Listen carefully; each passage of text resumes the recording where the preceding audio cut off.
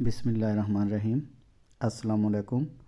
یہ ہے کامیابی کی لکیر اور یہاں سے نکلتی ہے شادی کی لکیر۔ اگر شادی کی لکیر کامیابی کی لکیر سے ٹکرا کر اس کو توڑ دے، یعنی یہ پوزیشن، یہ شادی کی لائن اس سے ٹکرائی اور اس کو توڑ دیا، تو یہ عمومی طور پر شادی کے نحس اثرات کو ظاہر کرتی ہے۔ اگر آپ کو میں دکھاؤں کہ یہی لائن، اس ہاتھ کو تھوڑا سا بڑا کر کے دیکھیں تو یہاں آپ کو نظر آئے گی، یہ شادی کی لائن ہے اور اس نے اس کی کامیابی کی لائن کو توڑ دیا ہے۔ اس کے علاوہ ایک اور ہاتھ دکھاؤں آپ کو جو کافی جس کے حالات جو ہیں وہ بہت اچھے تھے اور اس شادی کی لکیر نے جو ہے وہ کامیابی کی لکیر کو توڑ دیا۔ یہ دیکھیں، یہ ہے شادی کی لکیر، یہ ہے ان کی کامیابی کی لکیر۔ یہ جب یہ اس سے ٹکرائی تو یہ آپس میں اس نے اس کو توڑ دیا۔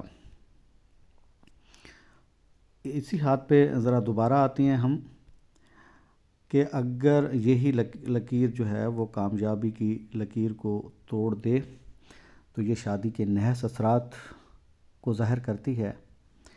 شادی سے پہلے یہ لوگ بہت مطمئن طبیعت کے ہوتے ہیں اور ان کی زندگی بہت اچھی گزر رہی ہوتی ہے۔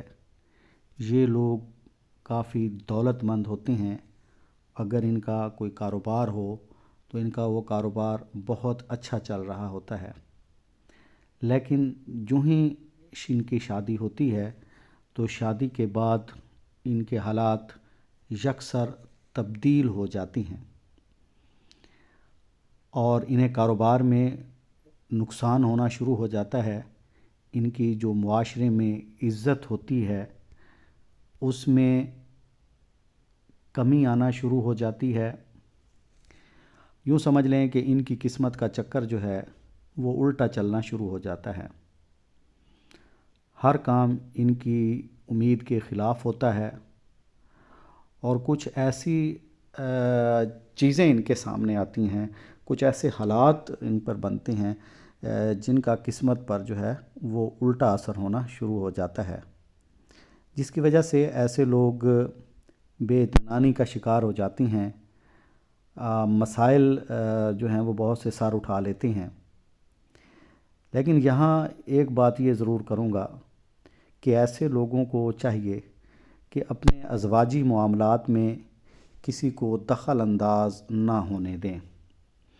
یعنی اگر آپ کو میاں بیوی کے درمیان میں کوئی مشورہ دیا جاتا ہے یا مشورہ دیتا ہے تو آپ اور اس پہ تھوڑی سی توجہ کریں، یعنی ہر ایک کی بات پہ عمل کرنے کے بعد جو ہے آپس میں مسائل جو ہیں وہ پیدا نہ کریں۔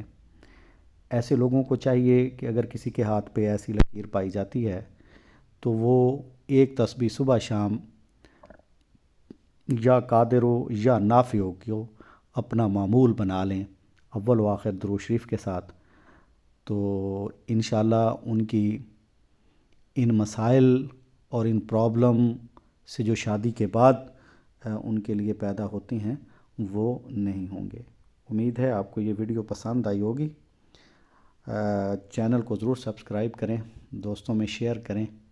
ملیں گے اگلی ویڈیو میں، تب تک کے لیے اجازت، اللہ حافظ۔